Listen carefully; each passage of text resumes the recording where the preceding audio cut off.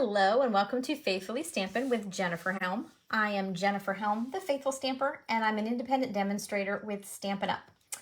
I have to share with you today a technique called a one-sheet wonder.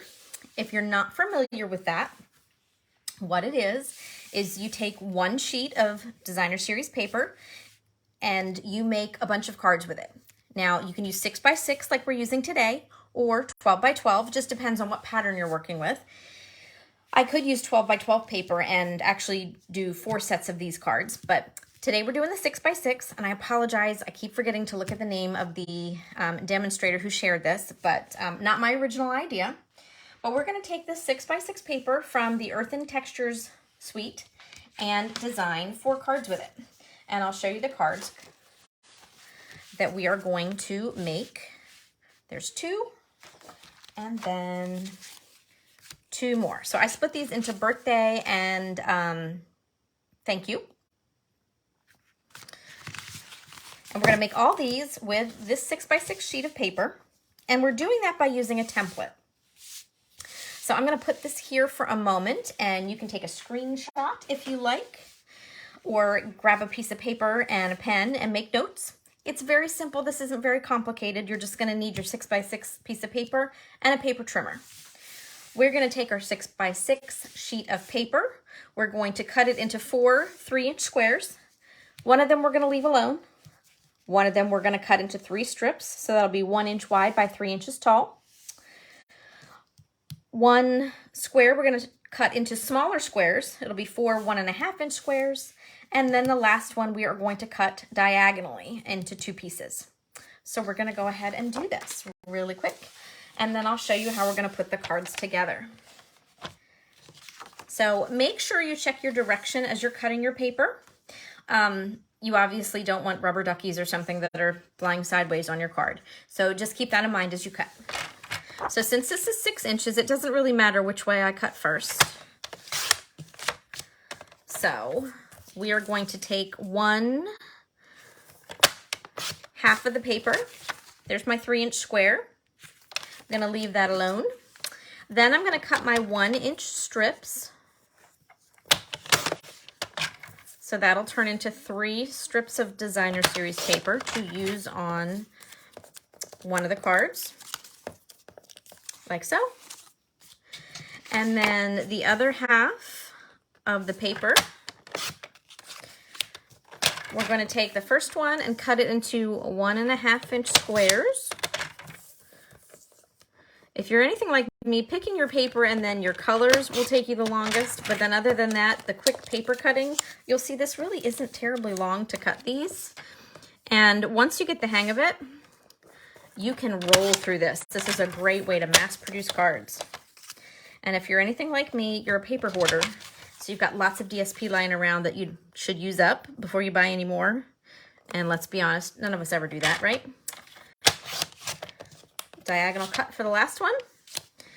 But this is a great way to use up those packs of paper. All right, so we've got our pieces here.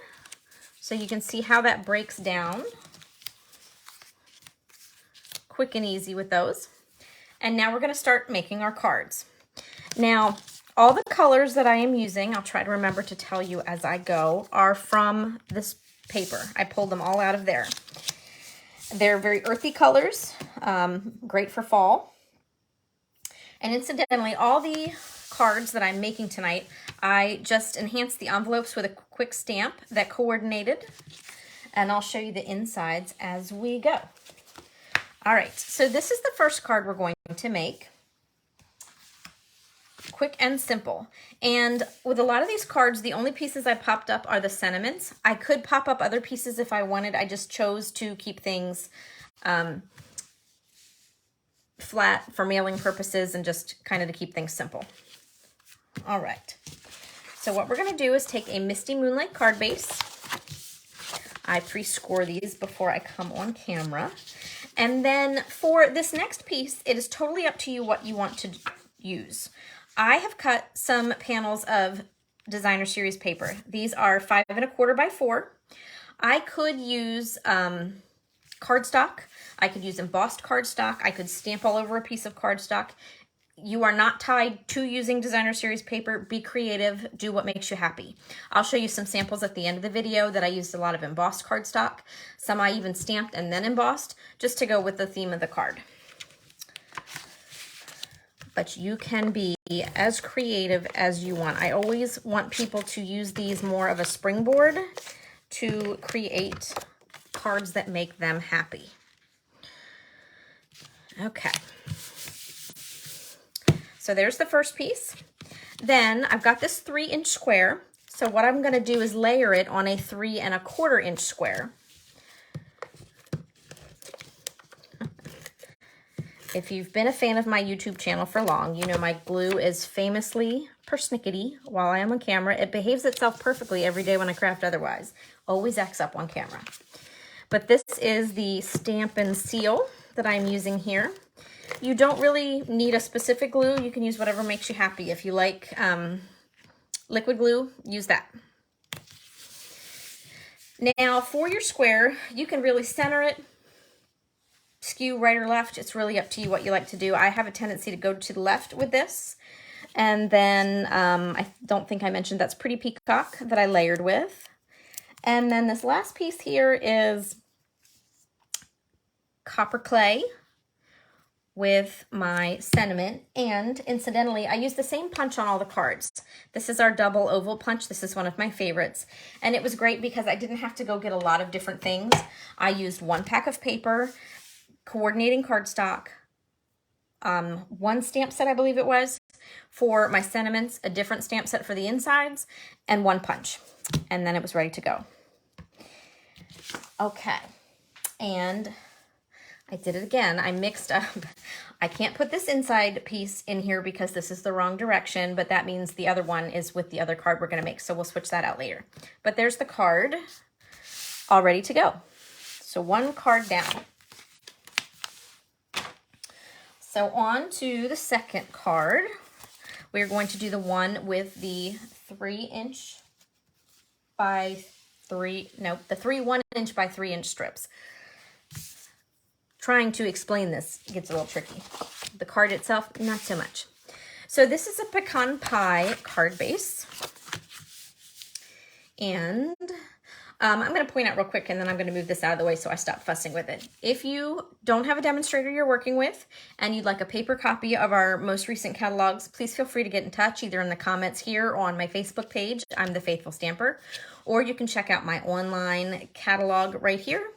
And on my Facebook page, I share a lot about the specials, different things coming up with Stampin' Up! In case you're interested to follow me there, please feel free. And if you haven't already, I'd love for you to subscribe to my YouTube channel. Okay, now I'm going to get that out of the way because I keep shuffling it and you don't want to see me shuffle. You want to see me make cards. So again, another piece of designer series paper put on with my persnickety glue. Sometimes I think maybe I just want to craft faster than my glue wants to.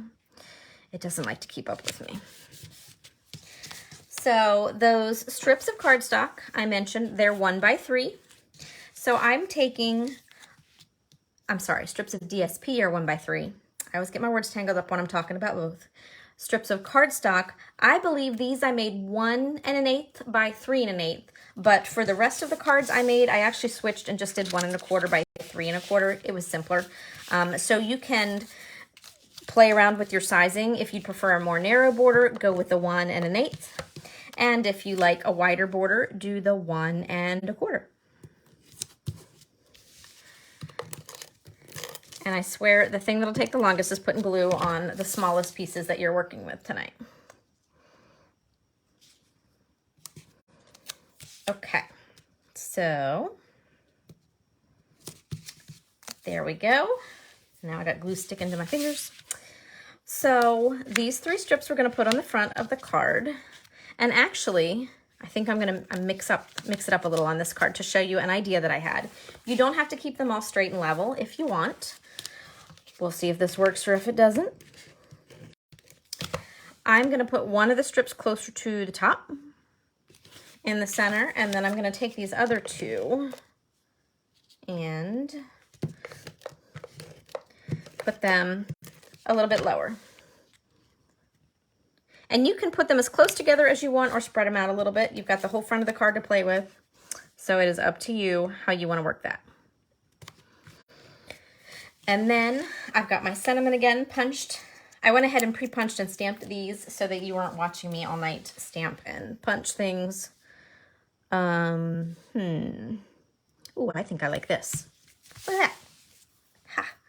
And I didn't put any bling on these, but you could always add bling or ribbon, whatever you like, to your cards. And then here I did manage to put the right insert with the right card this time. And then this gets put on the inside. So I think you probably get the idea that you could make a lot of these very quickly. You can at least make a set of 4. And if not, like I said, if you want to use 12 by 12 paper, you could make 16 cards really, really fast. Okay, moving right along. So this is the next one that we're going to put together. This is the diagonal pieces. So my card base is copper clay.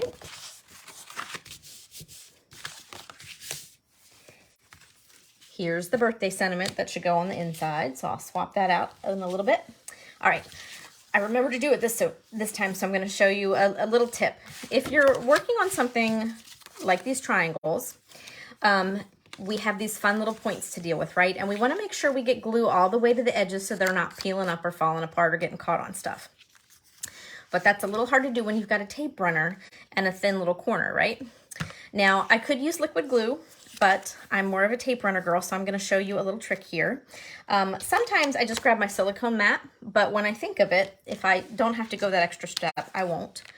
I cut a 3 1/4 inch square, and then I cut that in half diagonally to match up with these pieces on the 3 inch square. You follow me? So I'm going to use this kind of as my silicone mat because then I'm going to glue paper on the top of it. So you're never going to know if there's a little extra glue under here, right? Every now and then I come up with a good idea. Most of the time I forget to do it, but here we go. But that way I'm protecting my work surface. And sometimes it just so happens that I can't find my silicone craft mat because I've wandered off or put something else on top of it. See, I did it. I don't even need that. But this way I can kind of get all those corners with the glue, but I don't have to worry about getting it on my work surface. It's going to be covered by the DSP on the front of the card. As long as I'm working on the front of the card, you'll never know, right? Okay, and I could actually do the same thing, but what I'll do now is not put that in the glue.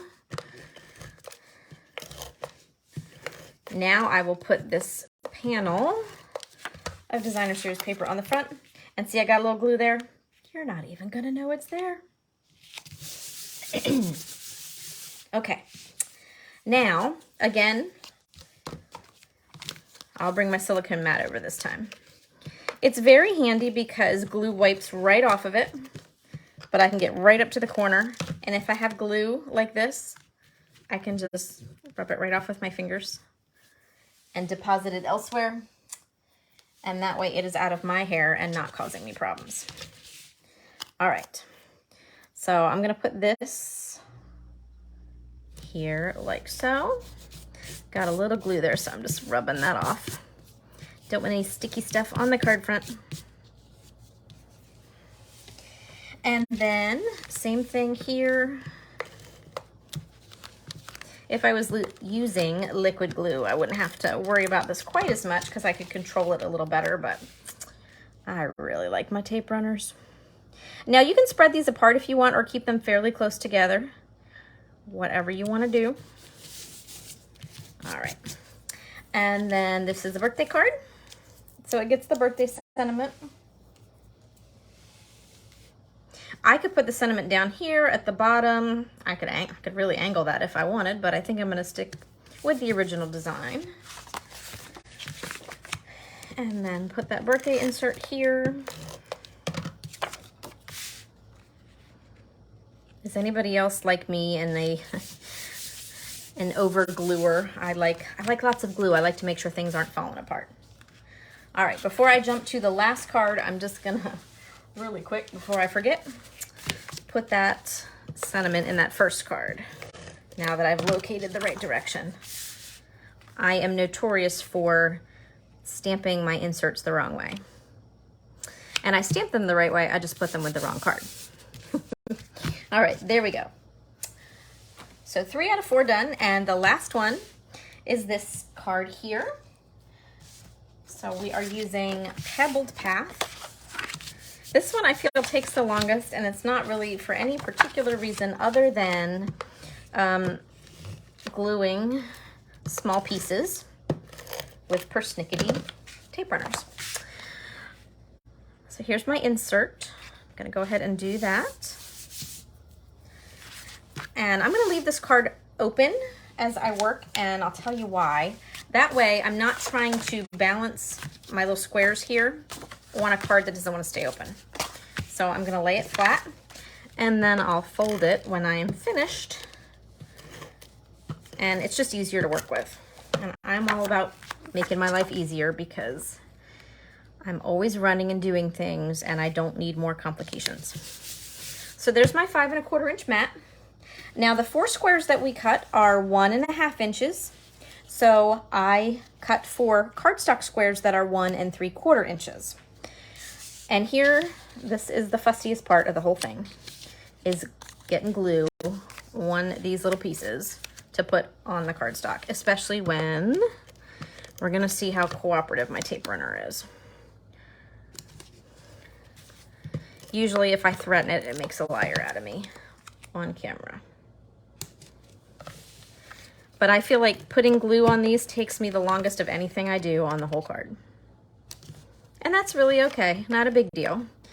And if you're looking at this thinking, you know, I don't really want to fool with those squares, guess what? You don't have to. All you have to do is take your template, since everything is based off a 3-inch square. If you want to skip this one, just substitute one of the others. It's simple. So do whatever makes you happy. All right, now let's see here. When I'm dealing with squares, multiple squares like this, I like to lay them out. Now, usually I forget to do this step, so a lot of times what I'll do is I'll have glue on the back, but I'll lay them all face up with the glue facing the ceiling and figure out my arrangement, and then start flipping them over. But since I remembered before I put glue on everything, I like to lay them out and just get my positioning down, and then I'll put glue on one, and if I'm happy with where things are, then I can use that one as my anchor to maneuver the rest around. All right, coming down the home stretch with the glue here. Again, if you're using directional paper, make sure it's going in the right direction before you put the glue on the back and glue it down. You could, if you wanted, alternate and like have one, if it's a non-directional print or even something like this, I could switch it around and do 2 and 2, but since I already glued those top 2, I'm not gonna do that. But if you accidentally glue one upside down and it's not the end of the world, just reverse one. Okay, there we go. Last sentiment and dimensional backing. And there is our 4th card. So just like that, 1, 2 birthday, 2 thank you cards, ready to go. Not that long. So hopefully you enjoyed that one sheet wonder featuring 6x6 paper. I have more samples to show you though. So this is just a really fun way to use that paper. So I have some Halloween samples to show you. It is September 2023, so next month is Halloween, and I need to kind of increase my stash. So I used some of our new Halloween paper. Here I added some stamps to the cardstock just to kind of fill some space. On this card, I used embossed cardstock as my backing, and I pulled in, instead of one central label with a sentiment, I played around with some of the dies from the Tricks and Treats set. This is our little Dracula. And I used my metal plate embossing folder just to kind of dress up the card a little bit. Now this next one I think is my favorite of my Halloween cards. These are my little ghosties. And here again is the idea where you can raise one of the cardstock and DSP strips higher than the rest. And then I did my ghosts. This one is the die cut as originally cut from the set, and this one I just flipped it over, so it's a little less polished looking on the top, but you really can't tell. And when you cut these little ghosts out, their eyeballs are obviously cut out, but they don't really stand out unless you put black behind their eyes. So I have a little tip for you. If you've got a 3¼ inch circle, punch one out in black. Take some little glue dots. If you have paper pumpkin, the little glue dots that come with that are perfect. You can put one between his eyes and one on either side of his little mouth, and then press that black circle on there. And look, now I don't have to worry. I could put him anywhere I wanted and not worry about what color his eyeballs look like. Because if I was trying over here without that, he had one orange eye and one black eye. So that looked a little silly. So just a little tip for you. I thought I'd share. Thought that was a little clever. You could always take a scrap of cardstock too. It doesn't have to be a circle punch. I just happened to find that that punch fit perfectly in there. All right. And then the inside, of course, is coordinated. Then here is my last Halloween card. This one used a stamp and die cut from the set. I need to go back and add a baker's twine bow. I forgot that. I want to put a little bow on the end of that tag there. And here I just did some stamping at the top and bottom to fill that open space. There we go. Now, I also needed to make some baby cards. I've been running low on those, so I did some baby cards for the last 2 sets. Here are the girl sets in pink and purple. This is Fresh Freesia and Gorgeous Grape. And this is our Little Dreamers stamp and die set. And this paper is actually not baby paper, it's birthday paper. This is from our birthday balloons. I'm thinking it's Balloon Celebration, but I might have that wrong. But it's in the annual catalog. But the polka dots were perfect. I thought they were very baby appropriate. So I just die cut my little elephant and have him kind of centering that. I added some of the pearl hearts from our annual catalog. They are the cutest if you haven't seen them. Now this one I die cut and used Stampin' Blends on the lion. And of course the inside coordinates as well. Couldn't forget the little cow from the set. And then for this last one, I stepped outside the box a little. For the other cards, using the diagonal pieces, I kept them close together. But on this one, I actually took advantage of a smaller stamp set and I spread them out and then added my stamp. If I had a larger stamp, it wouldn't work, but I made that work here. And I could even leave the stamp off and use a larger image on the center if I wanted to. And then, of course, we couldn't forget the boys. So I have Blueberry Bushel and Boho Blue for this set. And again, you can have fun. Here I kept the cardstock plain, but I stamped on it before I glued everything on. And then with this one, I stamped, then I embossed. I ran it through one of our basics embossing folders before I glued everything on. So it just dresses up the patterns or the paper a little bit. Here is another one where I embossed, and I actually had something kind of rub off on the front of it. So I took a sponge dauber and a little ink, and that's why it has a little bit of accent there, but I think it really works with the card. And then this last one I think is my favorite. I didn't put a sentiment on the front. I just used some of these stitch clouds from the Little Dreamer stamp and die set to go with that. Isn't that cute? I love it. Just makes me happy. All right, well, thank you so much for tuning in and watching this video of the One Sheet Wonder. I hope you enjoyed it. I hope you have lots of crafting time, and give this a try. Let me know in the comments if you do. And if you follow me on The Faithful Stamper, you can always feel free to share projects that you make there anytime. I always love seeing what other people do with crafty things. All right, everybody. Thanks for watching. Take care and happy crafting.